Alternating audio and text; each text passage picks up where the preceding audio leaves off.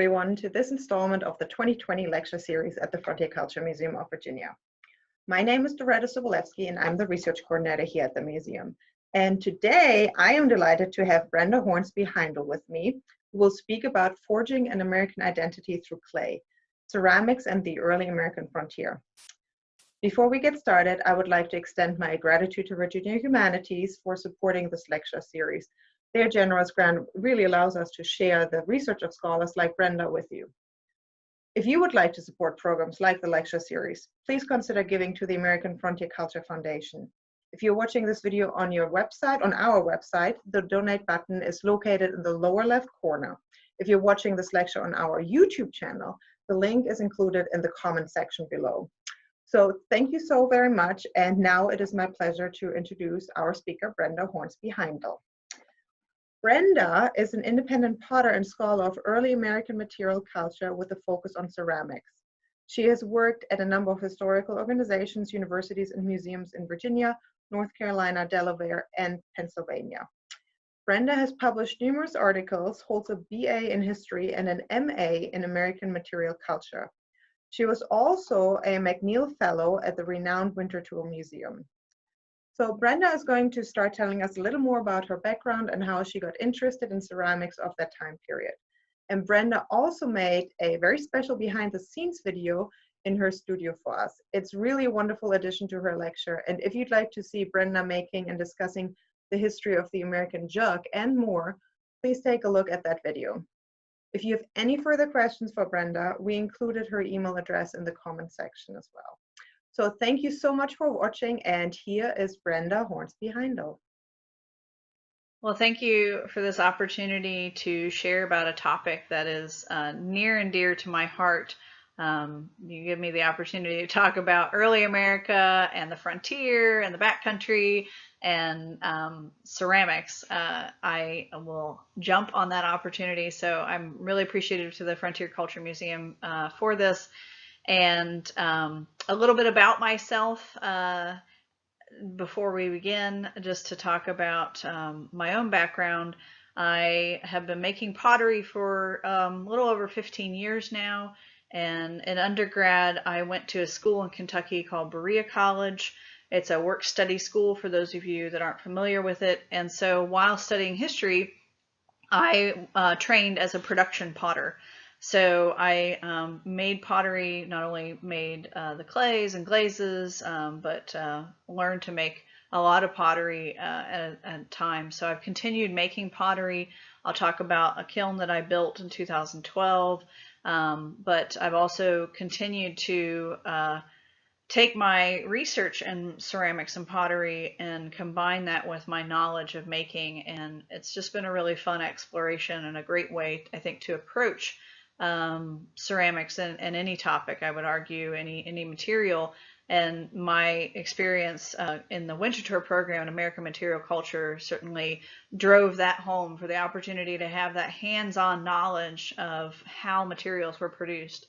And as we move into the backcountry and the frontier, and those are two words that I'll use interchangeably, as we move further west and look at what people are consuming and what they're having access to, but also who was there and who may have been making things, that hands-on aspect, that knowledge of the materials involved and the process involved is really important, because a lot goes into that. And so we'll sort of touch on some of those topics during this presentation too. I won't talk as much about Native American or American Indian made pottery, mostly because I'm not as knowledgeable in it. But I'll primarily be looking at potters who are coming from training or from Europe and also from England and Great Britain, and then we'll take a look at topics up through the 1830s, and I want to move into the 1830s because I want to talk a little bit about some research that I've been doing the last couple of years on free black and enslaved potters who are working in a couple different parts of the South. So I hope this will kind of be a great exploration, looking at a variety of places and a combination of things being produced, but also obtained through merchants, and how people are relating to those objects, and the great opportunity we have to tell stories through those materials. And so telling stories like the Frontier Culture Museum does, and sharing about how people were living and interacting with their environments in the South, and certainly on the frontier and further west. So I hope you enjoy. So even though the material on the screen is from Philadelphia, so it's an archaeological image showing a wide variety of materials, this kind of image really is applicable even in parts of the backcountry and the frontier. And so I think it really speaks to the fact that people had access to materials even very early on. And that's certainly something the Frontier Culture Museum does really well by showing not only where people were coming from, but then how they were living and the materials that they could have access to and obtained and how they did that. And ceramics archaeologically are wonderful because they survive in the ground. And so they really do speak to the narrative of the people who were getting these materials, and then also tracing where they may have come from.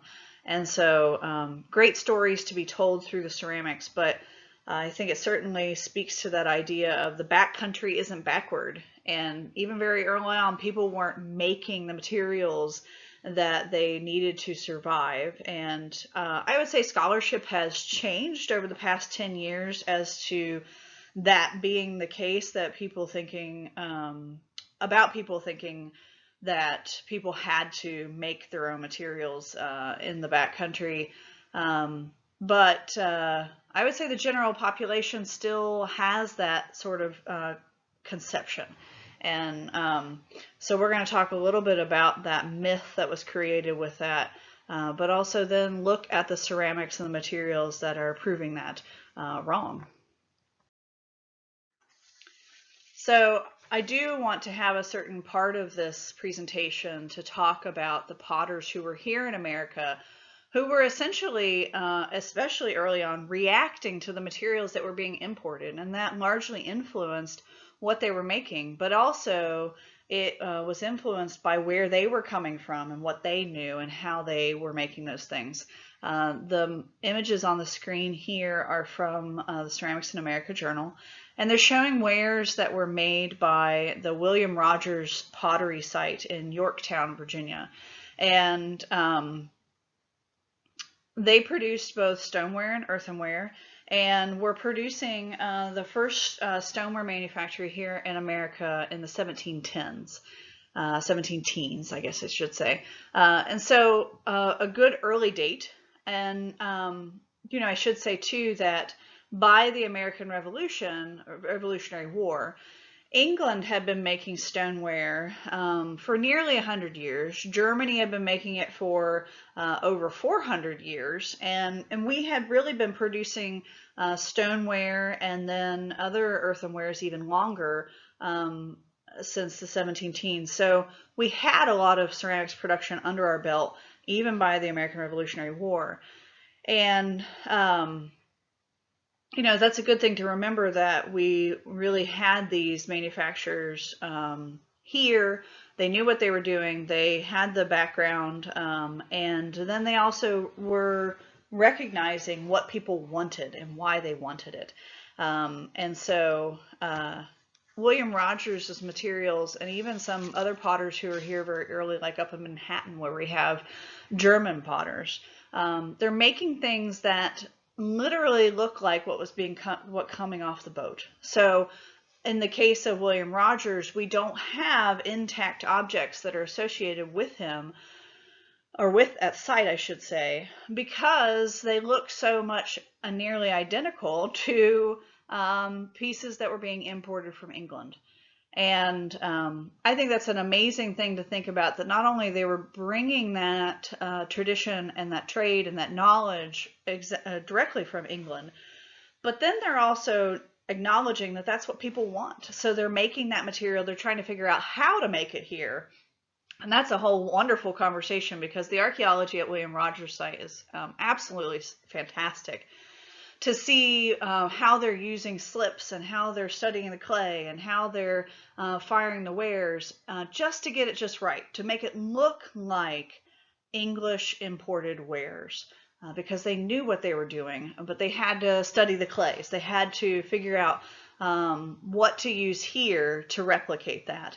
And that in and of itself is really fascinating. But I think it does speak to a lot of potters, especially prior to the American Revolution, really trying to meet the needs of the consumers by essentially producing what consumers wanted off the boats. And so I think it's just a really fascinating aspect of what was going on. And we do see that somewhat into the backcountry, even a little later with materials like yellowware and other wares, and some stonewares too.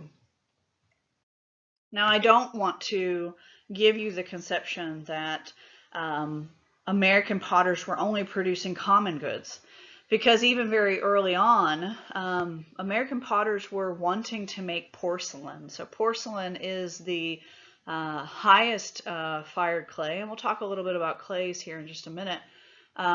But this is an image of an object made in and outside of Charleston. This is a piece of American-made porcelain by the shop of John Bartlam, and absolutely exquisite. And so we'll see some other what we might call refined wares that were being produced here in America. And again, I think it's just a beautiful narrative and story and conversation about what American potters were wanting to provide to their consumers and give them while they were here.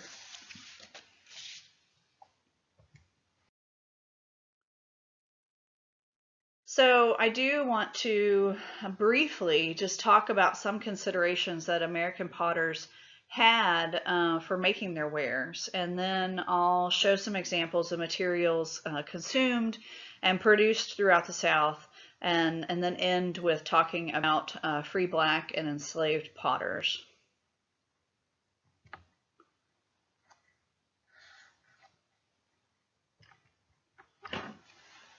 So as a potter myself, I always love to have an opportunity to talk about clay.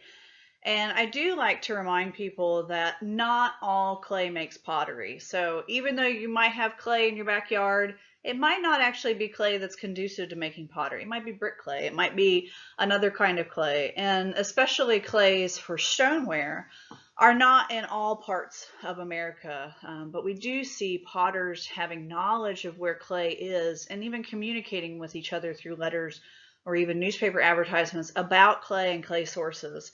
And that's a really fascinating aspect of communication, but also the knowledge and level of knowledge that potters had.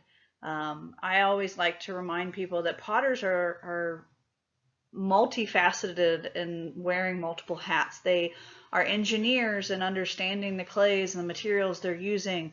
They might have the knowledge of building kilns and producing wares. And so there's this whole physical knowledge of what they have, not only through just the work that they've done, but also the training.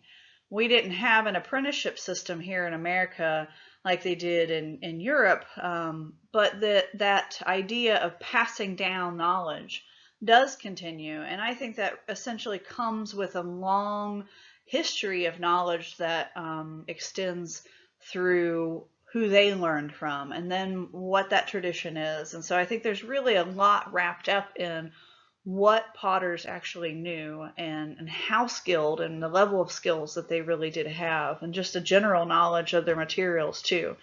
So real quick, I want to talk about clay and the big difference between earthenware, or what's sometimes called redware.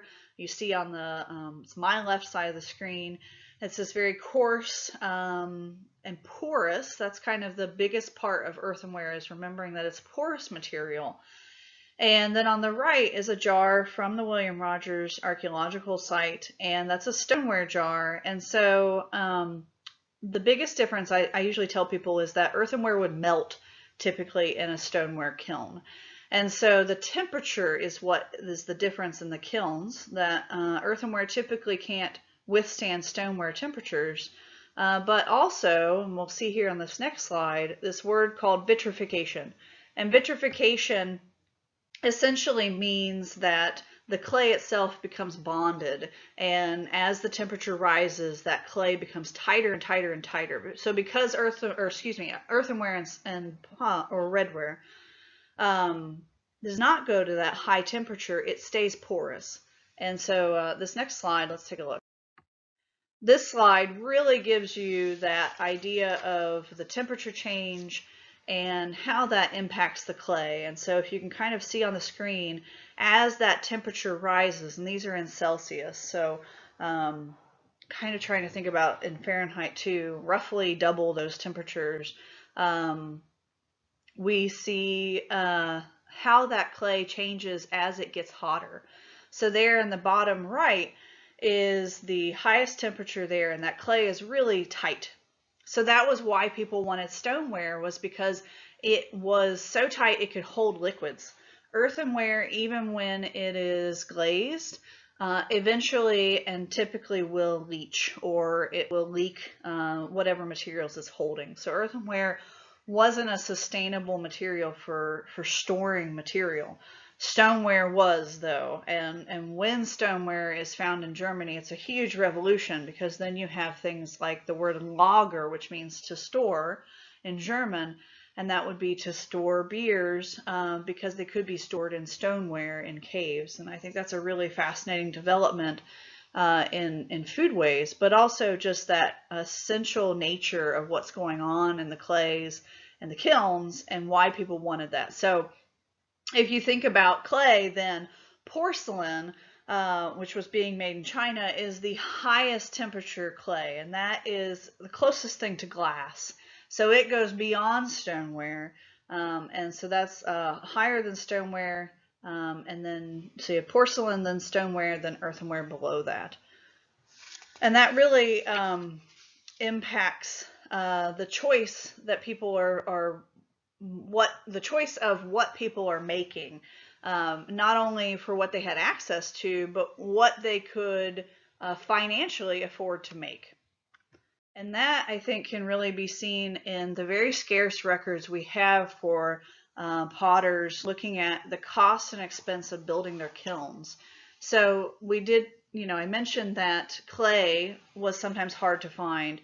But when you have any potters, earthenware, stoneware, whoever is producing, it's a huge financial investment. This record on the screen is from the 1870s from the Shenandoah Valley of Virginia. And Isaac Good spent this amount of money to produce an earthenware kiln. And if I understand my sort of correlation of cost at the time, this $187 could have also purchased a yoke of 2 oxen, possibly 36 acres of land, or could have built a small house. So for an earthenware kiln, that's a huge investment in the cost. And so in order to have a stoneware kiln, you would need even more money, because that clay has to withstand, the clay for the kiln has to withstand the temperatures for stoneware. And so I think that's a big consideration, especially as we move into the frontier, to see how many potters are producing there, that they're moving further west to have that opportunity, the economic opportunity that frontier, that new land presented, but then the financial necessity of having to have that material to build the kiln and produce that kiln for making their wares. And I certainly have firsthand knowledge of building kilns and how expensive it is, but also the labor that goes into it. This is the beginning of my kiln. It's a contemporary design, but this is the beginning of a kiln that I built in 2012. And I kind of use this kiln in using what's called experimental archaeology. So in studying historic ceramics, I'm implementing some things that I'm studying in this kiln and then producing my own ware too. But this is the kiln that, let's see if the next slide, for the finished result. This is the finished result of that kiln. And I'm already sort of plotting what my next my next design might be, and maybe a historic design itself. But while I was building that kiln, I had received a grant from the American Ceramic Circle to study historic kilns and archaeological sites here in America. And it really made me think a lot about how potters were producing their wares, but also how they were firing them in the kilns. So while I was building, I thought about different kiln sites that had been excavated, and the designs that they had built and the way they were fired. But this site, the image on the screen, is from the William Rogers site. It is the only kiln that I'm aware of. Well, that's not the case, but I'd say the kiln that is most well preserved and is a National Park Service. If you're ever in Yorktown, you should go see it. It's undercover, and typically when a kiln is excavated, it's then filled back in. And so this is a chance to actually see the kilns, two kilns that were used at the William Rogers site, and just a really exquisite addition to thinking about American manufacturers. But I really did think a lot about how these kilns were operating and working, and even how they were built as I was building my own kiln. And I talk mostly about stoneware because that's what I make. And salt glaze stoneware is primarily how a lot of potters were firing their stoneware here in America. We do see in the South a glaze called Alkaline after the 18 teens. But prior to that, the potters who were making stoneware were primarily using salt. And so and that's a big consideration for not only the kiln, but also the firing and the whole process itself. So salt is, and so let's take a look. So this is what I make, salt glaze stoneware. Salt is that shiny glass on the outside of a piece of pottery. Sometimes you'll see it referred to as orange peel, and so you can kind of see on the handle that sort of dotted surface that has a texture. And that comes from the salt. So in the kiln, while the kiln is firing, once it gets to above 2000 degrees when salt fluxes, that salt is added into the kiln, and that sodium combusts. And the sodium then adheres to the silica in the clay, and that makes glass. So that is what that shiny surface is. And this image on the screen is from kiln firing in Germany, and you can really see that cloud of sodium and how it combusts and goes into the kiln. But because they're making this, and because that sodium and silica makes glass, you have to have something to separate the pots from one another, because they're not being put on shelves. So today, typically when potters fire in kilns, we use pottery shelves. And historically, probably well up until post 1860s, at least here in America, we weren't using shelves. The pots were stacked on top of one another. And so in order to keep the salt glaze stoneware pots from sticking to one another, they used kiln furniture. And I'll talk a little bit more about kiln furniture in a bonus video that we're including, where I'll be in my studio and talking about kiln furniture and making a piece of pottery. It was one aspect of the in-person program that I was looking forward to, was the hands-on demonstration.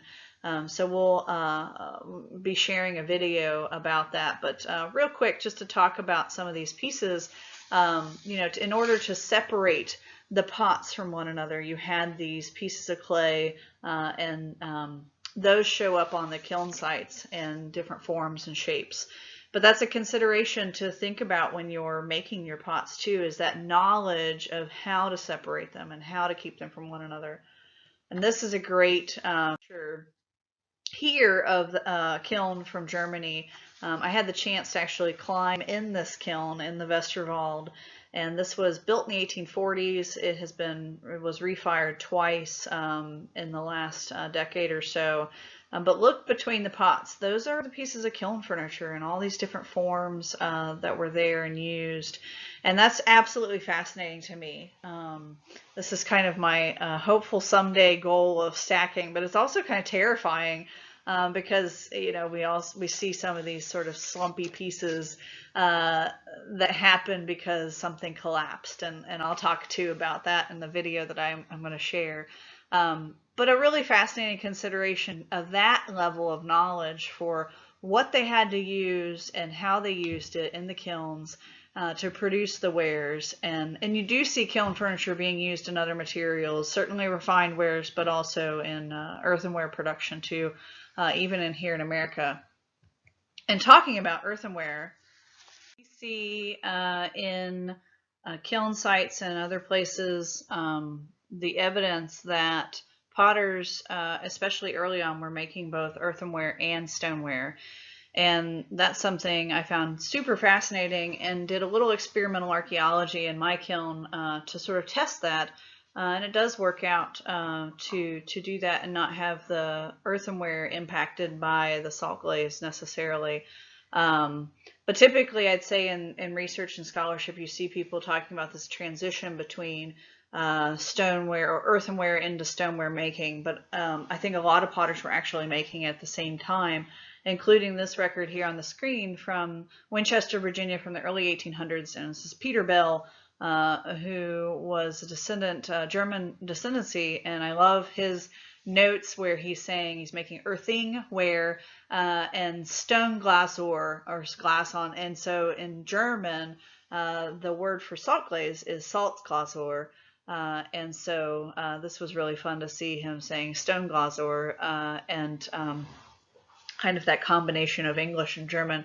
But again, showing that he was making both materials at the same time. And we see that in a number of sites, even up through the American Civil War. But now to get back to talking about how things move into the backcountry, that idea of things not being backward in the backcountry, and a little bit of different materials that were being imported, consumed, and taken into the backcountry, and also a little more about production. So here's a great quote from the 1850s publication, and sort of this mythology that was developed in the 19th century about how the rugged Americans developed themselves as they moved further west. And, that perpetuation of they did it themselves, they made it themselves, they carved their bowls out of wood, and all of it really wasn't the case. I think there certainly are different places where we do see things like this, but for the most part, I think archaeologically, certainly, we see evidence of the opposite. And I think that's really something important to keep in mind when you're thinking about materials, especially even looking further west, is just having an open mind for what possibility could have been going on. Who was there that was producing? What did they have access to? Newspaper advertisements showing what was being imported and what people were wanting, really. Because what people wanted, when they wanted it, they typically could find a way to have access to it. And I think that's really, really fascinating.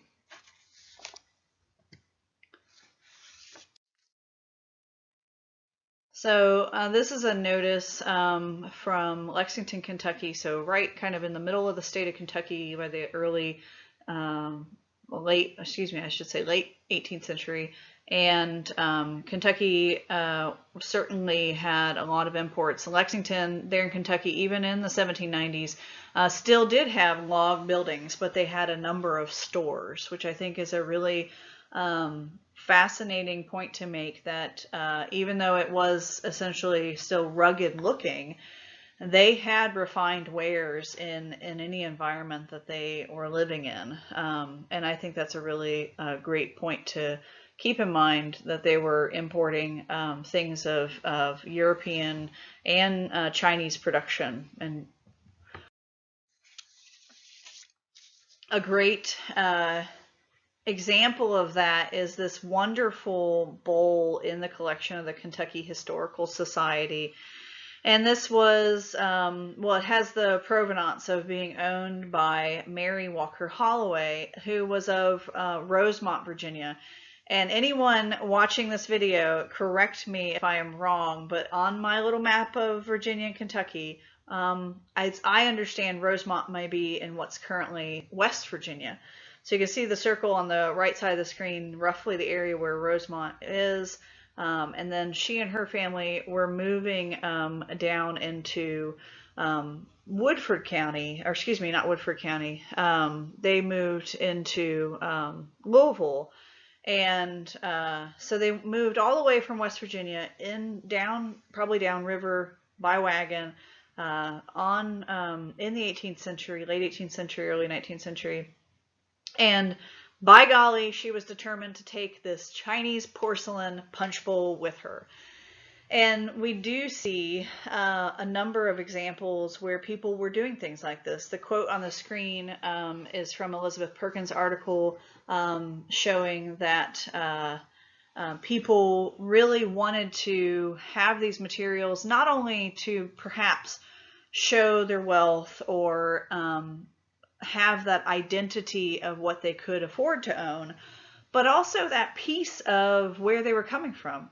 You know, in some ways, this was probably a peace of mind to her. So P-E-A-C-E, peace of mind, that I have this piece of porcelain and I'm going into this unknown world, because even in the late 18th century in Kentucky, you still have battles and raids with Native Americans. And so the reality of the frontier and how that was being written about, even in newspapers, was probably fairly terrifying. And so having these things and these possessions probably were somewhat helpful to some people.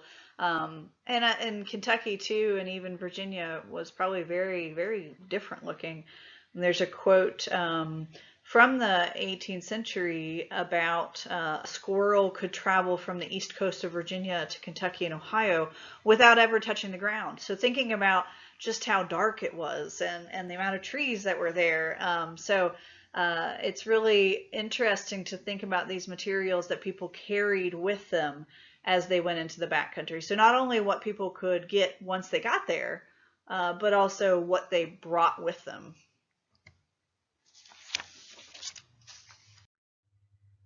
Sort of bouncing around, but we're going to take a look at a few other sites in different parts of the South and the materials that were being obtained.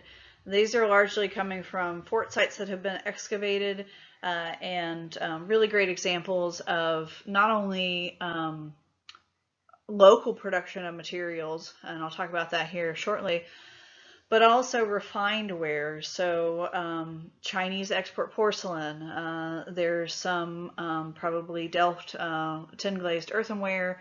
There's what's sometimes called scratch blue, white salt glazed stoneware. There's different kinds of earthenwares, both refined and local production. And so, you know, this fort, even prior to the American Revolution, had access to those materials through the merchants they had contact with, the local area, other towns and communities. And I think it's just a good example showing the materials, the possibility of materials that could be obtained even in the parts of the backcountry while there are wars and battles going on with Native Americans in the area, and just this great example of all these variety of materials too. So taking those tidbits of materials that they had access to, you know, these are some intact objects that possibly relate to some of the tiny bits that we find archaeologically at these sites. And I just think that's a really great correlation to think about the sherds of materials related to the actual objects that were then, that those pieces were at one point. And these images on the screen are objects from the Museum of Early Southern Decorative Arts and Colonial Williamsburg.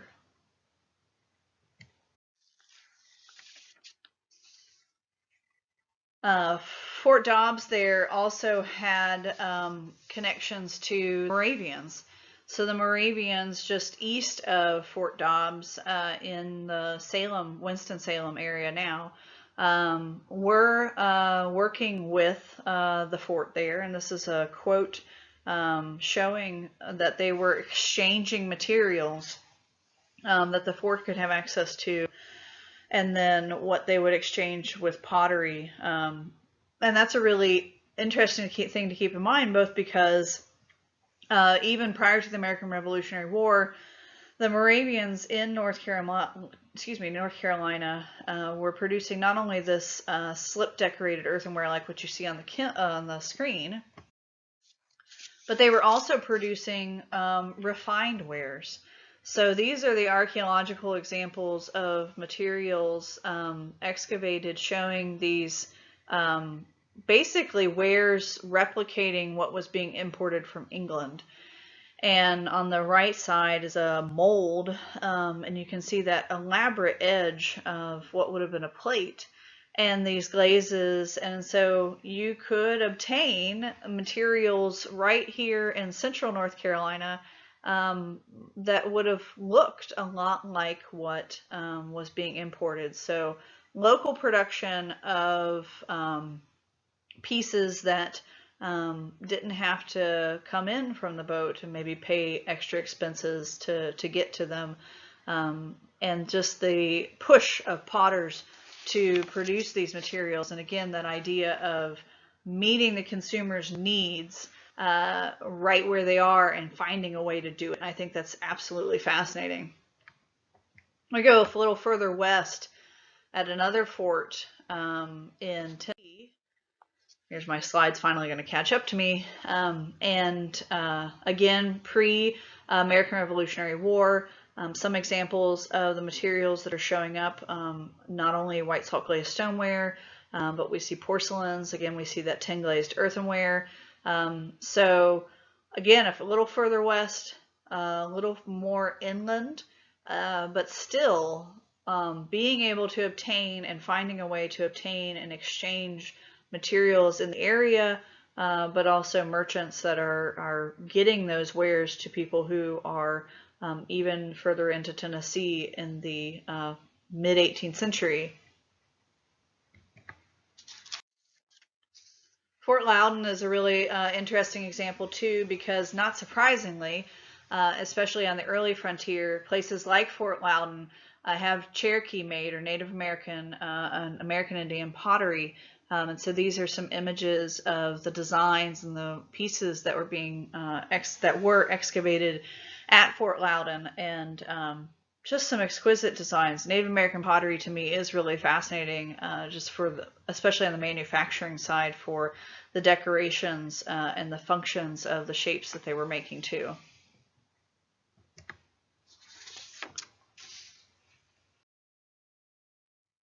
Staying in Tennessee, but heading a little further west, Maury County, which is kind of just south of Nashville, shows through probate inventories that these records are, this is from 1815, so these are probate inventories. Probate inventories were made after someone passed away. They would record the expenses of their household, including enslaved people they may have had. So this record in the upper left is showing that this household did own slaves, and they also had a fair amount of materials, including teaware. And teaware is a really fascinating thing that shows up even on probate inventories very early in fairly western parts of the backcountry. And I think it speaks not only to what people wanted to have, but it also isn't necessarily showing that they had money. So these people who in this household had the money to have slaves, they had teaware, but even in households without money to have slaves necessarily, we see people having teaware materials. And so this is another record, another probate inventory, from Maury County. And this is actually from 1813. So 2 years earlier, this is showing different teawares in the household. and kind of, I think, speaks to, again, that idea not only of what I could have and what I'm showing somebody that I can have people over for tea, but also that I can afford, perhaps. But I think it has more to do with the interaction with one another and wanting to attain those things, as being a host, as having those materials to experience that act of sharing tea. This image in the upper left is just a great kind of snapshot from a portrait of a family from the 1780s from Museum of Fine Arts, Boston. But that experience of sharing tea, I think, was really important too. And so we see that through probate inventories on different levels, different economic levels of households. And still staying on the topic of tea, this is a wonderful portrait made by Jacob Freimeyer of Mrs. Calms. This is from the early 1800s, and the Calms family had moved from Virginia into Kentucky.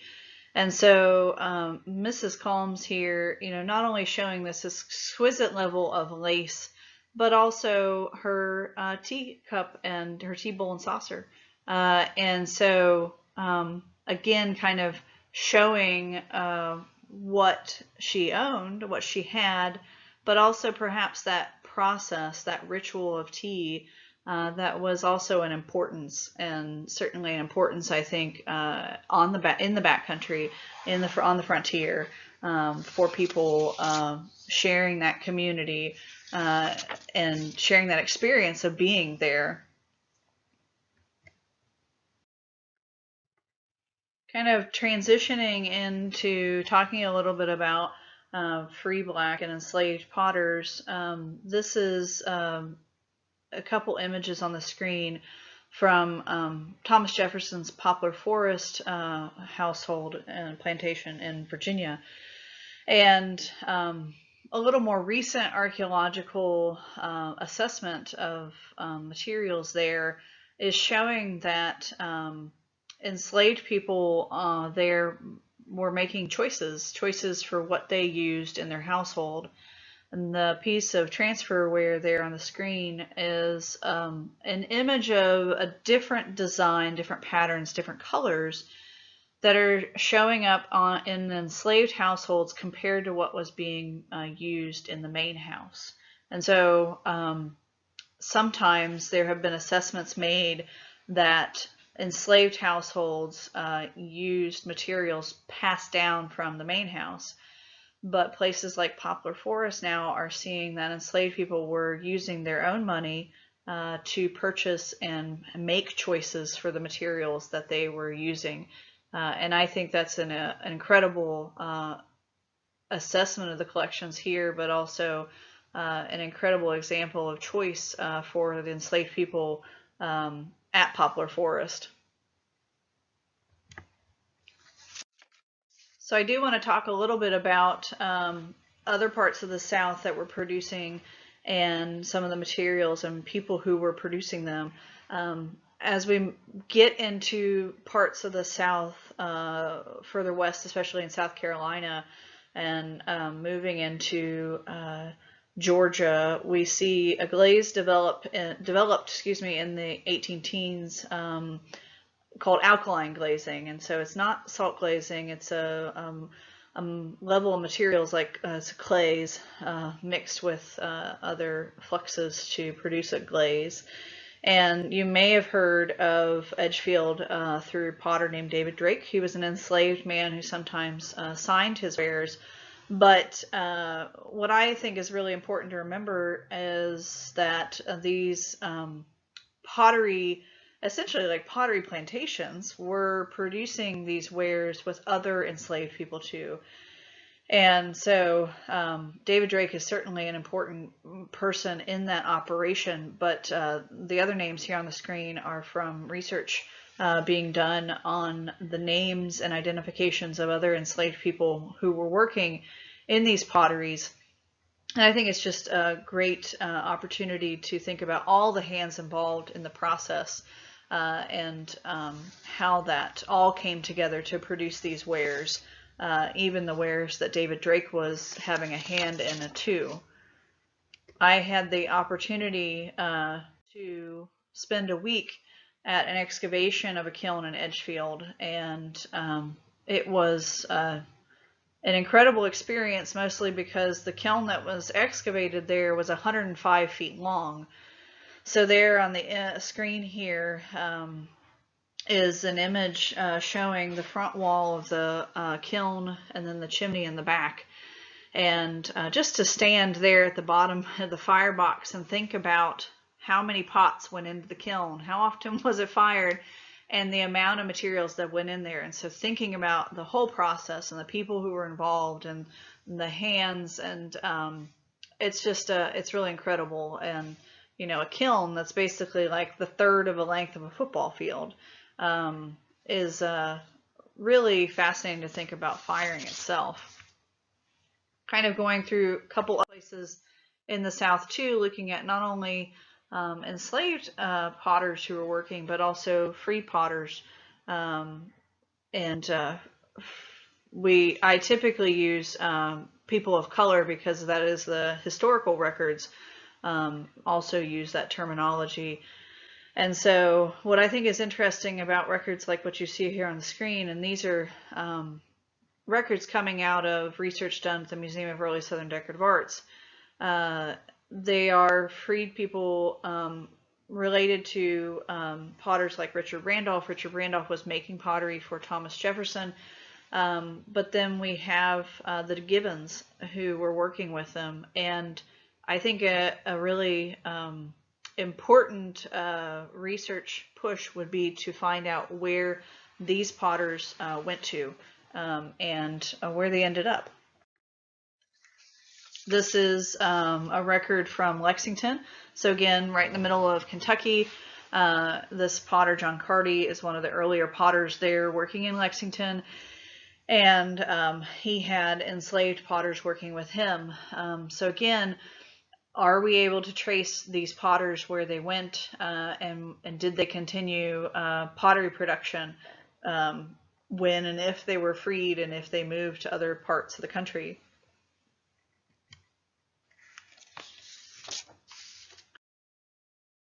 Even here in North Carolina, we have freed potters working with Quaker potteries.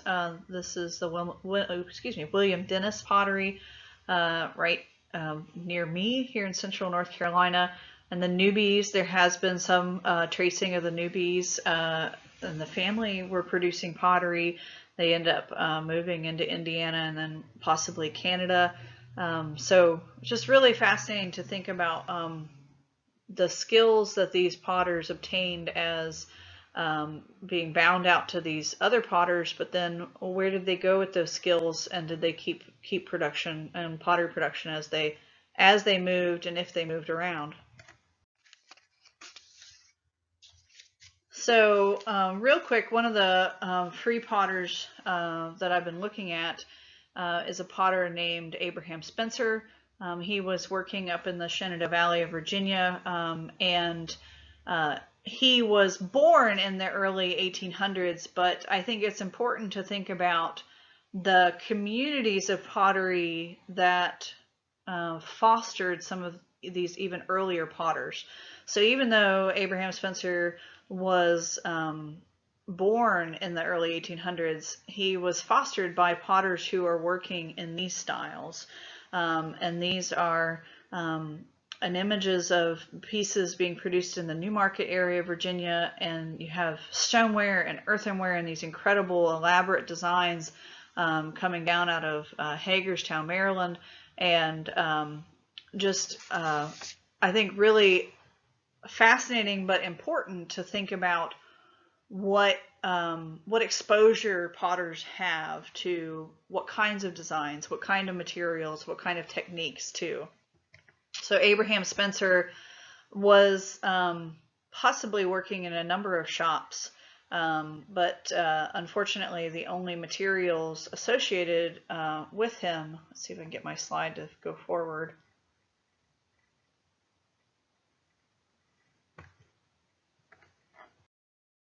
The pieces associated with Abraham Spencer are unfortunately not that many. There's a series of pieces associated with him through this carving of an A on pieces, both stamped from the Bell pottery, but also other pieces that probably came out of other parts of the Shenandoah Valley. Kind of moving down into Georgia real quick, talking again about this community of potters and how it fosters other potters who come into that community or who are born into that community. We're in Washington County and Hancock County, Georgia, which is kind of west of Edgefield.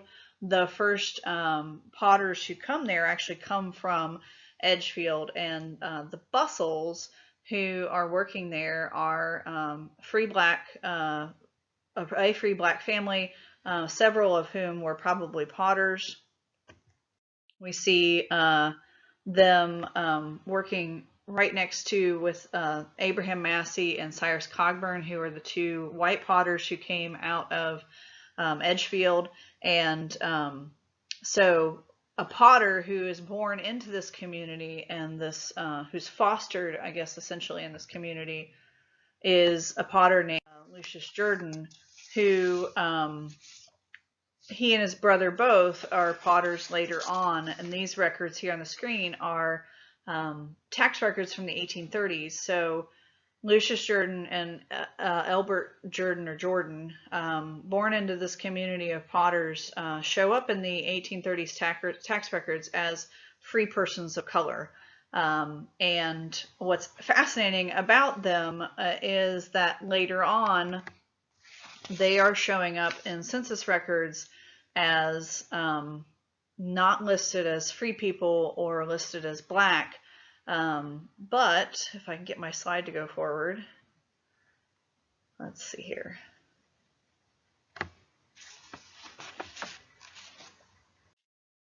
They are showing up in the census records as white.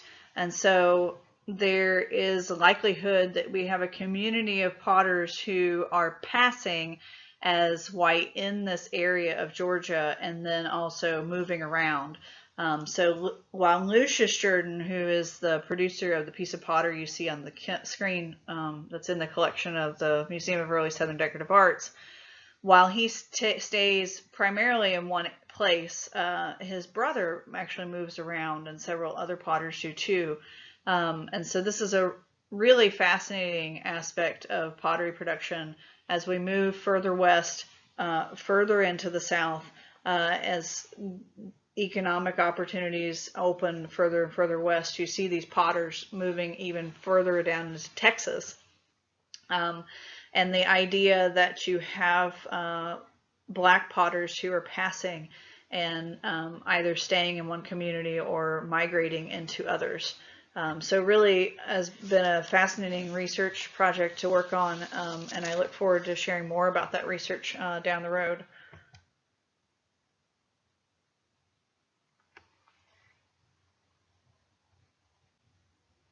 So just to close, my screen's going to lag a little bit here, but just in thinking about, again, the different concepts I wanted to touch on for this presentation, not only looking at the people who are producing there, but also the variety of materials that are not only being produced, but are being consumed, that people are having access to, that they're wanting to gain access to. And so that opportunity to not only challenge the potters to try and produce what people were interested in obtaining. You know, what did they need for cooking, or what did they need for storing their goods, or what did they just want for their table? And we see a lot of potters taking the opportunity to find different ways to meet those needs, but then also what people had access to, and why were they obtaining those things, and what did that mean to them? Was it, you know, the ritual of things like tea, and having that formal ceremony in some ways, and that experience, or was it also just to show wealth? Was it to be a part of that community and that experience? And there's so many different levels of thinking about why people were using ceramics and making ceramics, not only to identify themselves in some ways, but also to show and give us a story of what they had and what we can see through records and archaeology and the actual objects that sometimes survive. So I hope this has kind of been a really quick overview in some ways, and kind of a fun romp through the backcountry in a couple different areas and examples of the opportunity to really think about how people identify through the materials that they own and the way that they use them, and then how we get to tell those stories, because I think that's the really important thing, and that is what the Frontier Culture Museum does such a good job at doing, is telling the stories of the people who were there, and how do we tell those stories, and what we can use to do that. So thank you for this opportunity. This has been a really great chance and really fun to put together. So take care.